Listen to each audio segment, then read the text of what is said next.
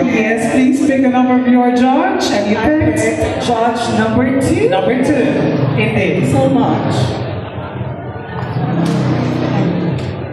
Good evening po. Good evening din po. Here's my question po. Okay po. Are you in favor po ba sa same-sex marriage po? Again po, am I in favor of Same-sex marriage po. same-sex marriage, meaning a man and a man getting married together, a woman and a woman kasal-kasalan? Oh my God! Marriage is a sacred thing! Yan ay regalo sa atin ng Diyos. Di ba yung pagkakaisang dibdib ng babae at lalaki? So we must respect that. But then again, let's not forget that these two individuals, both gays or both lesbians, is what? United by love. And marriage is just what?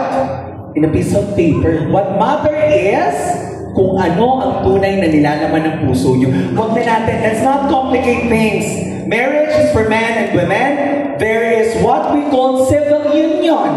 Pwede naman yan, magkaroon ng kasulatan, pirmahan at nang sa ganon, kung ang mag-partner man like me, I am in a relationship for 5 years, this coming March 18.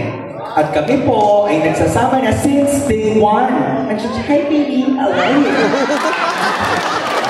But kidding aside, napakahirap naman po kung isa sa amin na on wood may mangyari sa amin. May maaksidente, may magkasakit, paano naman yung partner namin, di ba? So I guess it's about time na pakinggan niyo rin po ang boses ng LGBTQIA+ community within the civil union for us to be able to give what our partners deserves. Di ba? We all deserve to be happy. At the end of the day, tayo pa rin naman ang gagawa ng sarili nating kaligayahan, di ba? Huwag nang puro papel-papel lang ang mahalaga kung ano ang nasa puso mo. Sabi mo! Ganun lang yun. Kaya, at the end of the day, let's enjoy life. Magmahal tayo hanggang kaya natin. Huwag na natin pahirapan ang sarili natin dyan sa same-sex marriage na yan. Respetuhin natin kung ano ang gusto ng Diyos para sa lalaki at babae.